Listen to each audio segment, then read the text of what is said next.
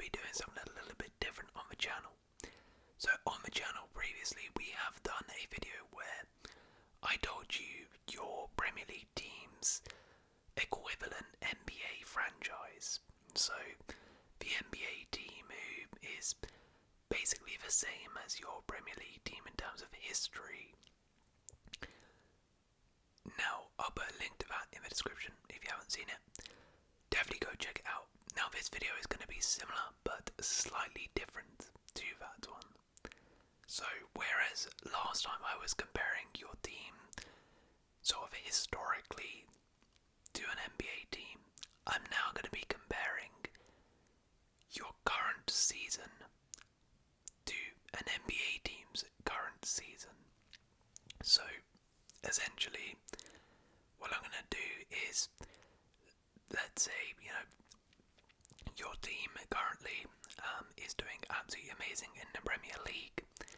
I'm going to find a team in the NBA who is doing amazingly for similar reasons right now in the NBA season, because the NBA season is kind of at a similar stage to the Premier League. Like, it's about a quarter of the way through, still early stage. So I thought it would make a interesting idea. So essentially I'm going to explain, for those of you who don't watch basketball, maybe, I guess explain with these comparisons what's going on in the NBA and how good teams are based on these Premier League comparisons. Because obviously, if I put, I don't know, the LA Lakers as Southampton, then you'll be able to tell that the Lakers aren't doing too well this season. Equally, if you're not really following the Premier League but you're an NBA fan watching this video, then you'll be able to figure out what's the Premier League like this season. So I'll explain it a little bit for each team, why I've gone for the comparison. Hopefully it does make sense. I think it'll make sense as we go on, but yeah, maybe that's something different. Maybe you guys can follow a team I compare your Premier League team to. And of course, I'm not an expert on the NBA. I do follow it, but I haven't watched it every single game. So if you think there's a better comparison out there, please let me know. Obviously, I've just done all 20 Premier League teams as well, so not all NBA teams are compared. But yeah, let's get into it. So we'll start in alphabetical order. So we begin with Bournemouth, and Bournemouth this season are the LA Clippers. The LA Clippers are off to a much better start than expected, largely due to their defence. When Jeff Van Gundy's defence is at its best, the Clippers are a real problem. They've beaten the Golden State Warriors twice, one at Denver, and are a big problem for both sides high in the table. The Clippers' recipe for success is their scrappy and stingy defence. Now, Bournemouth may not be built on being a strong defensive team, but they've been just as impressive, exceeding pre-season expectations to make a strong start to the season, and, like the Clippers, have beaten some big teams too this season in Manchester City and Arsenal. The LA Clippers are outside contenders this year for a deep playoff run, and Bournemouth are also outside contenders for a potential spot in Europe. With the way they are playing, both teams could be in for really, really good seasons. They've made some strong starts. I should also stress as well, by the way, if you know nothing about the NBA and do not care about the NBA, then do not worry, because as you've hopefully seen, I will explain every team in very simple terms for you. Anyways, Arsenal this season are the Boston Celtics. The reigning champs of the NBA are still probably the best team in the NBA and will continue to be in the title race, but are not top of the league right now, with shock contenders, the Cavaliers, ahead of them. Not much is really going wrong for Boston, just some poor results here and there, but they are firmly in the mix for the title. They also have a big weapon which is helping them this season, which is their 3-point shooting, which has quite simply been unstoppable this year.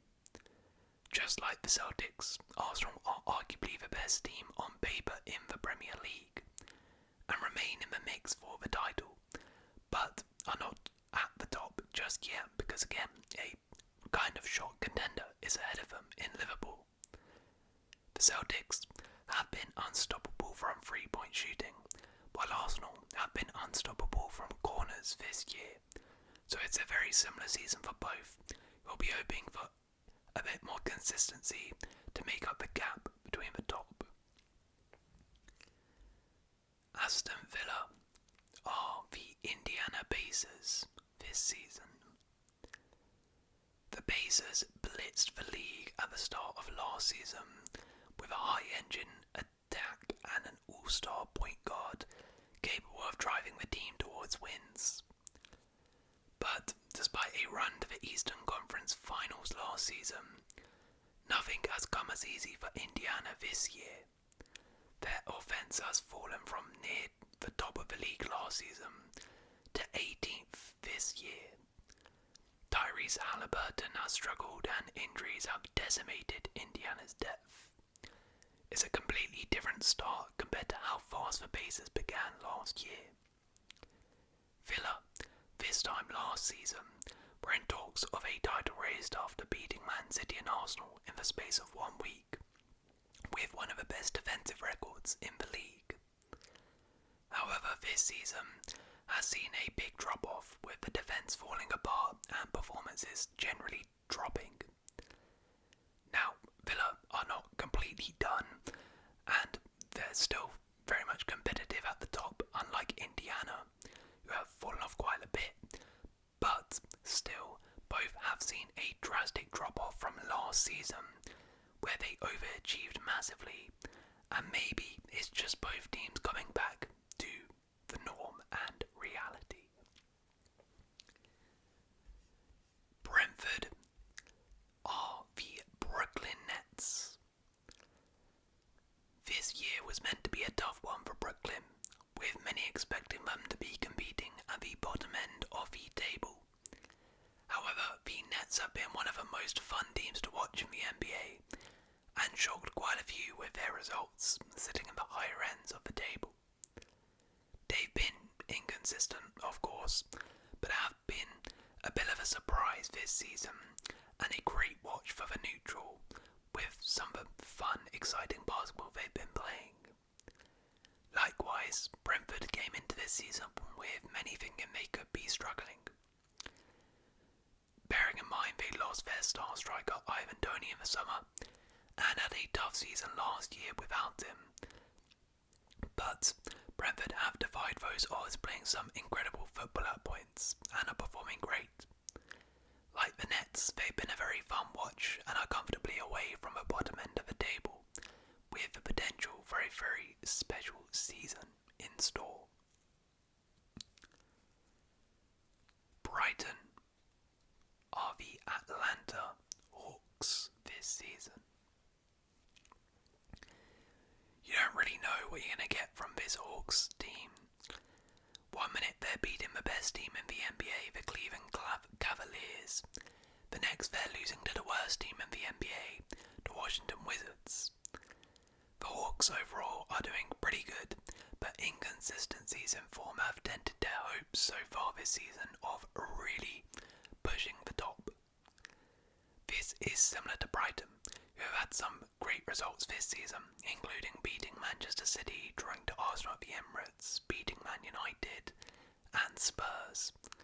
But then they've also chucked away a 2-0 lead versus Leicester, drew versus bottom of the table Southampton, and also chucked away a 2-goal lead to Wolverhampton. Both teams have struggled with consistency this season, but it's clear when on form can be dangerous versus pretty much any team in their respective leagues. A bit more consistency and both teams can really achieve something great this season. Chelsea are the New York Knicks. The New York Knicks are doing pretty good this season and look to be an outside contender for the NBA championship. The main reason for this is their attack. The Knicks have the best offense in the NBA this season, with Jaden Burns the main man in that offense.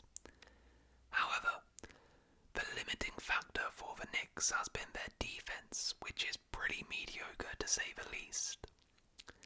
This is exactly the same issue at Chelsea, who, like the Knicks, have been superb going forward this season, but defensively shocking. Both teams are outside contenders for the title due to their electric attack, but their chances of winning the title depend on their ability to tighten up at the back.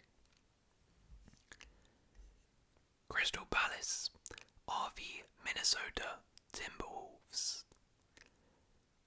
Although the Wolves insisted their roster shake-up on the eve of training camp would add strength and depth, it has been clear this season that the team will take time to adjust to its new makeup. There's been some bright individual performances, but overall the Timberwolves have not brought the same intensity on defense they were known for last season. Now they are slowly improving though, and it's clear they will grow into the season after their slow starts. Crystal Palace equally made quite a few changes to their squad fairly late in the window too. They, like the Timberwolves, have started the season off poorly, but are also getting better with time, and you do feel eventually both teams will click and become good teams once again. So give both of these teams time and they should be perfectly fine this season. Everton are the Sacramento Kings. Having added mid-range maestro DeMar DeRozan to the duo of De'Aaron Fox and Domantas Sabonis, the Kings have dominated inside the arc. Only the Cavaliers have shot better on 2-point attempts than Sacramento this season. Yet the Kings still sit at the bottom end of the table, and this is due to a lack of 3-point shooters in the team. The Kings are a really solid team who, to be honest, just lack quality from a 3-point shooting, and if they had that, could be a really good side. Everton are also a pretty decent team who just lack quality in the shooting department. Poor finishing has cost Everton a lot this season, meaning they, like the Kings, remain in the bottom ends of the table. Both sides need better shooters to really push up the table. Fulham are the Miami Heat. The Heat have been a really weird team. It seems some games they can be amazing, others really below par. However, there's no doubting when the Heat are on fire, they are a really good team, as seen in their 41-point win over the LA Lakers, and overall they remain a dangerous side for anybody in the division. They've got a lot of talent in the squad and are still in and around the playoff areas, but consistency is limiting them from really kicking on.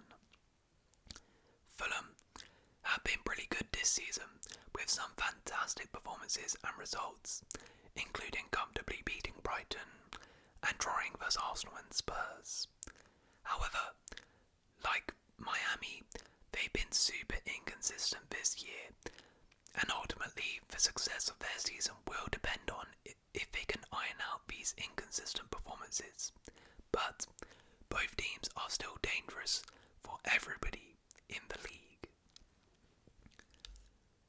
Ipswich are the Portland Trailblazers.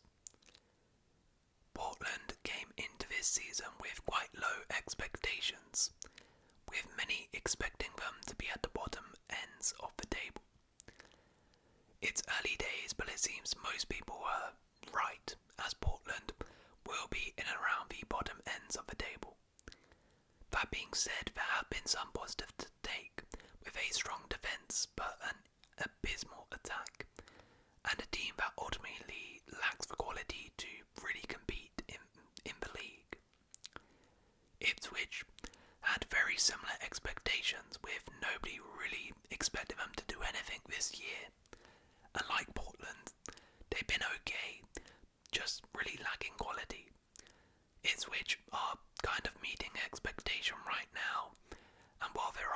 positives. Being blunt, they're not an amazing team. They're not great, like Portland, who are also not great, and are going to be competing at the bottom ends of the table this season. Leicester City are the San Antonio Spurs. The Spurs are not an amazing team, but thanks to their experienced veterans like Chris Paul and Harrison Barnes, they're doing pretty decent at the moment. They've also done really well late on in games, as one of the best teams when it comes to scoring points late on in matches. This is very similar to Leicester, who have also scored a lot of late goals. Leicester also have veterans in Jamie Vardy, Jordan Ayew and others who have stepped up this season to carry them at points. Like the Spurs, Leicester haven't been amazing, probably a lot worse than the Spurs to be honest, but they've got points on the board, and thanks to veterans and late goals, they're doing slightly better maybe than people thought. Liverpool are the Cleveland Cavaliers. With only 2 players in their rotation aged 30 or older, the franchise incorporating a new coach, and the group coming off 2 straight playoff appearances, it would have been understandable if Cleveland treated this season like another building block. Instead, a 15-0 start has made everybody realise they are genuine contenders this season. Now this may sound very similar to Liverpool, who also came into this season with a new coach and a team who is definitely talented, but like the Cavaliers, nobody would have expected Liverpool to be winning the league in their first season under Arne Slot. However, Liverpool, just like Cleveland, have stormed the league at the start of the season with an incredible run. Now, just like Liverpool, the Cavs have had some blips in there, mainly against poorer teams actually. Same thing with Liverpool, losing to the likes of Nottingham Forest this season and Cleveland losing to the Hawks. But overall, both teams are doing absolutely fantastic right now and definitely exceeding expectations at the top. Questions remain over whether the Cavs, like Liverpool, will manage to keep this insane form up for the entire season. But right now, they are, rather unexpectedly, the best teams in their respective leagues. Manchester City are the Phoenix Suns. Kevin Durant is still at the top of his game. With Durant in the lineup this season, the Suns are 12-2. Without him, at the time of writing, they have won just once and lost 8. Coming off a gold medal summer with Team USA, the 36-year-old has continued to shine, putting up MVP numbers more than a decade after he won the awards. With Kevin Durant, the Suns are real title contenders, but without him, they're nowhere near that title. Just like Man City, with Rodri, Man City are definite title contenders. Without him, they've really struggled this season and look well off the pace. Now admittedly so, Man City are probably a lot worse without Rodri than maybe Suns are without Kevin Durant. The Suns are still semi-competitive and Man City are awful right now. But both teams are very reliant on 2 of their best players who have had injuries this season. Manchester United are the Philadelphia 76ers. The 76ers ended the season with questions surrounding their ability to make it through the season healthy. Then they proceeded to not even get to the regular season healthy. Now, more than a month in, Philadelphia has played a grand total of 6 minutes with its big 3 on the court together, and not surprisingly sit towards the bottom of the NBA standings. People thought this could be the year if everybody was healthy, but it's been an absolute disaster of a season so far. Now, while Philadelphia can blame injuries for their shocking season, United unfortunately don't have that excuse. They just simply have been awful. Well below expectations, just like Philly. But with Ruben Amorim in charge now, there is hope they can somewhat rediscover a bit of form. But the 76ers will also be hoping, with players returning from injuries soon, they too can rediscover some form, and both teams can hopefully save their dismal seasons. Newcastle are the Milwaukee Bucks. The Bucks last season were very disappointing. They had a lot of talent, but injuries hurt them, and overall they didn't reach the heights of previous years. Now many expected this season, with players back from injury, they would return to contention, but it's been very disappointing so far. They started this season in some disastrous form, but have picked up a bit recently. That being said, overall it's still been a very disappointing season for the Bucks, with many people expecting they could kick on this year and return to their former heights.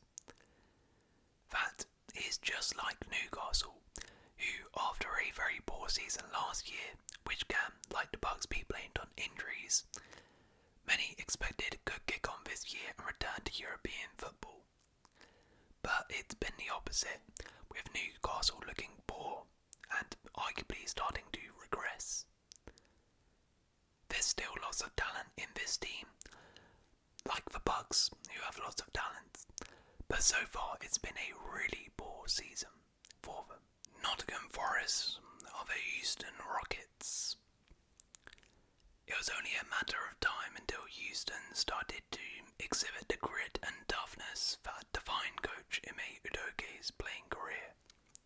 He demands his players to win their individual matchups, and the Rockets consequently rank number 2 in defensive efficiency this season, with veterans Dylan Brooks and Fred VanVleet helping youngsters thrive in this team. Not too much was expected of the Rockets this season, but due to their gritty defence and great mix of youngsters and veterans, they're doing very well.